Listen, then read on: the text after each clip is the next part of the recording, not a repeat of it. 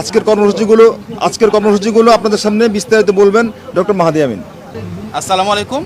আপনারা ইতিমধ্যে অবগত হয়েছেন যে গণপ্রজাতন্ত্রী বাংলাদেশ সরকারের মাননীয় প্রধানমন্ত্রী আজকে প্রথমবারের মতন তেজগাঁওস্থ প্রধানমন্ত্রী কার্যালয়ে অফিস করেছেন।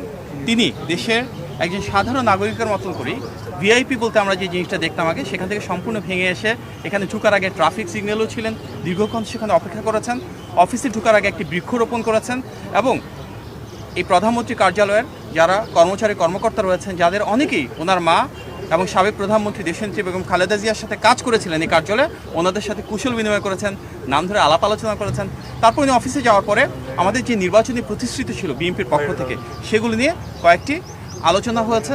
সেখানে বিভিন্ন সংশ্লিষ্ট মন্ত্রণালয়ের যারা মাননীয় মন্ত্রীবর্গ রয়েছেন এবং সম্মানিত সচিববর্গ রয়েছেন, ওনারা সেখানে অবস্থান নিয়েছিলেন এবং ওনাদের যার যার অবস্থান থেকে কিভাবে এই পলিসিগুলো কার্যকর করা যাবে সেগুলো নিয়ে আলোচনা করেছেন। মূলত আজকে প্রথম যে মিটিংটা ছিল, সেখানে মাননীয় প্রধানমন্ত্রী আলোচনা করেছিলেন আমাদের একটি নির্বাচনী প্রতিশ্রুতি, যেটি বিভিন্ন মসজিদের সম্মানিত খতিব সাহেব, সম্মানিত ইমাম সাহেব এবং সম্মানিত মুয়াজ্জিন সাহেব সহ অন্যান্য ধর্মের যারা রয়েছেন সেসব ধর্মগুরুদের জন্য আমাদের একটা প্রতিশ্রুতি ছিল যে মাসিক সম্মানী এবং উৎসব ভাতা প্রদান করা হবে। এবং মাননীয় প্রধানমন্ত্রীর নির্দেশে একটি সিদ্ধান্ত গৃহীত হয়েছে যে ইনশাআল্লাহ এই ঈদের আগেই আমরা এটি পর্যায়ক্রমে শুরুর যে প্রস্তুতি সেটি সম্পূর্ণ করে কিছু কিছু জায়গায় ইনশাআল্লাহ সম্মানিত খতিব সাহেবদের, ইমাম সাহেবদের এবং মুয়াজ্জিন সাহেবদেরকে একটি সম্মানী প্রদান করব ইনশাআল্লাহ। এর পাশাপাশি বিএনপির একটি বড় নির্বাচনী প্রতিশ্রুতি ছিল সারা বাংলাদেশের প্রতিটি মানুষের জন্য যেন মেধার ভিত্তিতে বৈষম্যবিহীনভাবে আমরা কর্মসংস্থান সৃষ্টি করতে পারি। সরকারি চাকরির ক্ষেত্রে, বেসরকারি চাকরির ক্ষেত্রে, উদ্যোক্তা হিসেবে গড়ে ওঠার ক্ষেত্রে এবং বহির্বিশ্বে জনশক্তি রপ্তানির ক্ষেত্রে কিভাবে আমরা সবাইকে আরও দক্ষ এবং যোগ্য হিসেবে গড়ে তুলতে পারি, আমাদের শিক্ষা ব্যবস্থার প্রয়োজনীয় সংস্কারটুকু কীভাবে আনবো এবং তার মাধ্যমে আমাদের জনশক্তিকে কীভাবে কর্মক্ষম করে দ্রুততার সাথে তাদের জন্য অনেক বেশি চাকুরি এবং ব্যবসার সুব্যবস্থা করতে পারবো।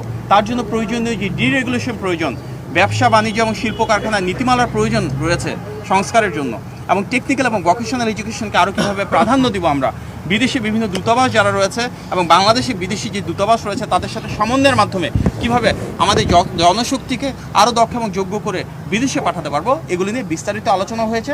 সংশ্লিষ্ট যারা মন্ত্রীবর্গ রয়েছেন, সচিববর্গ রয়েছেন, ওনারা ওনাদের মূল্যবান মতামত প্রদান করেছেন এবং ইনশাআল্লাহ খুব দ্রুততম সময়ের ভিতরে জনগণের প্রতি জবাবদিহিমূলক এই রাষ্ট্র ব্যবস্থা, জনগণের ভোটে নির্বাচিত সরকার আমাদের মাননীয় প্রধানমন্ত্রীর নেতৃত্বে আমাদের প্রতিশ্রুতিগুলো বাস্তবায়ন করা শুরু করবো ইনশাআল্লাহ। আপনার সবাইকে ধন্যবাদ। আসসালামু আলাইকুম। এই বিষয়ে সিদ্ধান্ত গৃহীত হবে, একটা কমিটি করা হয়েছে, ওনারা বসে আলোচনা করে তারপর জানাবেন এবং ঈদের আগে এগুলি নিয়ে আলোচনা হচ্ছে টেকনিক্যাল টিম এবং বিভিন্ন মন্ত্রণালয়ের আন্তঃমন্ত্রণালয়ে আলাপ আলোচনার মাধ্যমে এগুলো সিদ্ধান্ত হবে। মির্জা আলম ভাই এখানে আছেন, উনিও সেই কমিটির একজন গুরুত্বপূর্ণ সদস্য, ওনার পরবর্তীতে এই বিষয়ে অবহিত করবে। তবে আমরা আপনাকে আশ্বস্ত করতে চাই নির্বাচনের আগে বেশ কিছু জায়গায় ইনশাল্লাহ এই কার্যক্রম আনুষ্ঠানিক ঈদের আগে এই কার্যক্রম ইনশাল্লাহ শুরু হবে। সবাইকে অনেক ধন্যবাদ। আসসালামু আলাইকুম।